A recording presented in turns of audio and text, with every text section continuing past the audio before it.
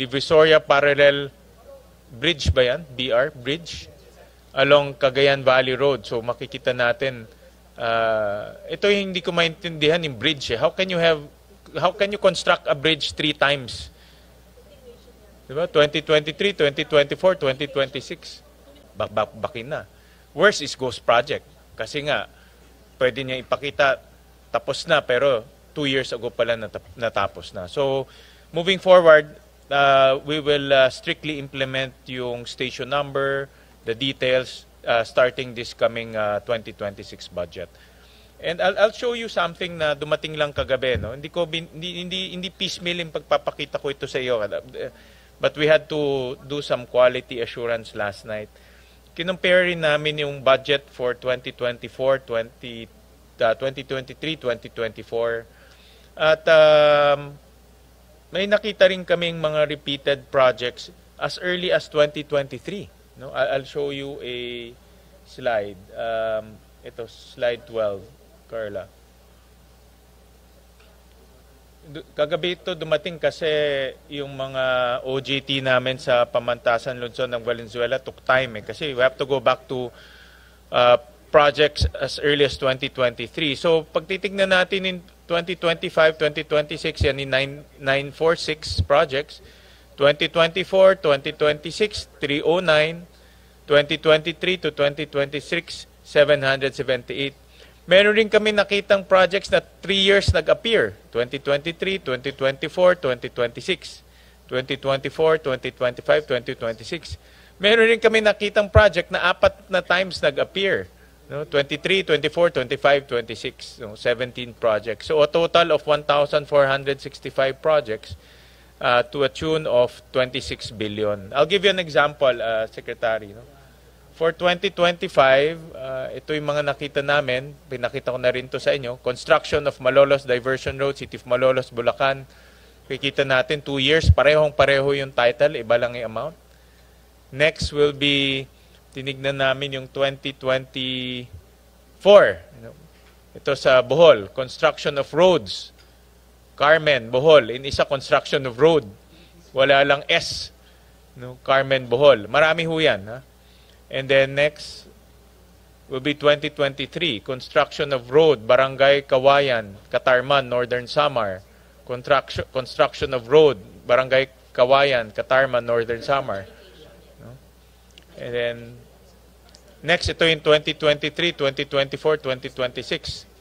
Divisoria Parallel Bridge ba yan? BR Bridge along Cagayan Valley Road. So makikita natin ito yung hindi ko maintindihan yung bridge. How can you construct a bridge 3 times? Diba? 2023, 2024, 2026. Yes, go ahead, Secretary. Mr. Chairman, first of all, thank you again for this and thank you to your staff. No, this is very, very important. I guess my question to the staff that prepared it, are these part of the 946?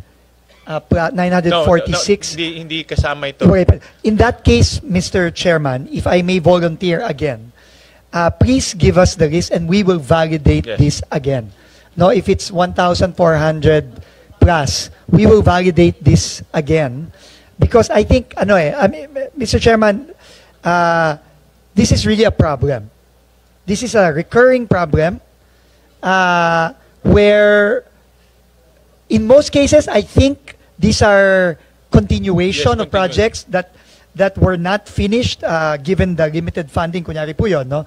Itong Divisoria Parallel along Cagayan Valley Road. Yung una niyang funding, 8 million. I'm assuming mahabang kalye yan at 8 million lang ang binigay nung 2023. But this is a bridge, Secretary. Bridge ba? Yan ang hindi ko maintindihan. Bridge. Pero, how do you... Pwede pong Mr. Chairman, kunyari, no? Pwedeng baka yung 8 million na yan, yung approach pa lang sa bridge. No? Tapos, yung 20 million, yan na yung first span, no, nung bridge. At yung susunod, ito na yung final span. I'm not sure. Yeah. That's why I think, number one, we need to validate. And the district offices, the regional offices, need to justify need to validate and justify this, similar to what they did with the 700 plus. No? Hindi po natin dapat pagampasin yan ng ganyan lang. No? Kailangan i-validate yan. Kung ma-validate, okay. Kung hindi ma-validate, wala tayong choice po. We have to, as Senator Marcoleta said last time, act on the side of caution and remove them. So, Mr. Chairman, I think moving forward with this budget, dapat talaga detalyado. Tama po si Senator Gigarda.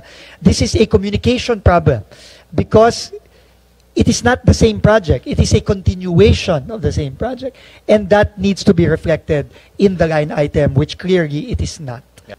Kagabi ito dumating kasi yung mga OJT namin sa pamantasan lungsod ng Valenzuela took time kasi we have to go back to projects as early as 2023. So pag titignan natin in 2025, 2026, yan in 946 projects.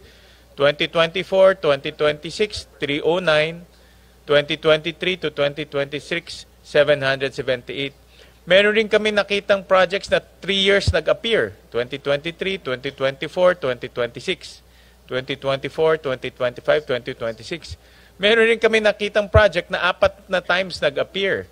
No? 23, 24, 25, 26. No? 17 projects. So a total of 1,465 projects to a tune of 26 billion. I'll give you an example, Secretary. No?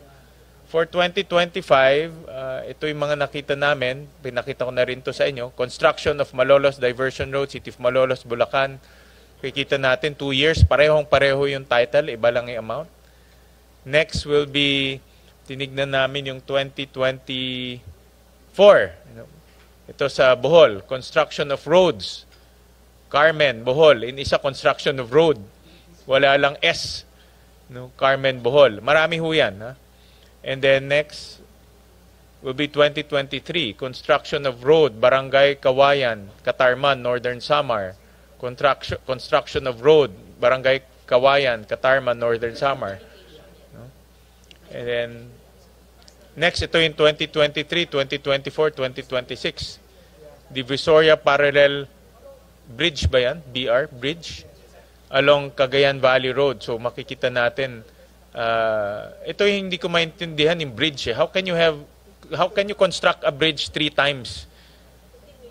Diba? 2023, 2024, 2026. Communication problem yan. Kailangan mag-mascot lahat. Yes, go ahead, Secretary. Mr. Chairman, first of all, thank you again for this and thank you to your staff. No, this is very, very important.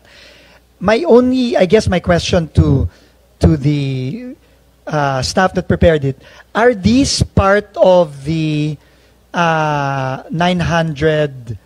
No, hindi kasama ito. Okay, in that case, Mr. Chairman, if I may volunteer again, please give us the list and we will validate this again. No, if it's 1,400 plus, we will validate this again because I think, Mr. Chairman, this is really a problem. This is a recurring problem where in most cases, I think these are continuation of projects that were not finished given the limited funding. Kunyari po yun, no? Itong Divisoria Parallel along Cagayan Valley Road. Yung una niyang funding, 8 million. I'm assuming mahabang kalye yan at 8 million lang ang binigay nung 2023. But this is a bridge, Secretary. Bridge ba? Yan ang hindi ko maintindihan. Bridge. Ano yun? Pero, how do you... pwede pong Mr. Chairman, kunyari, no?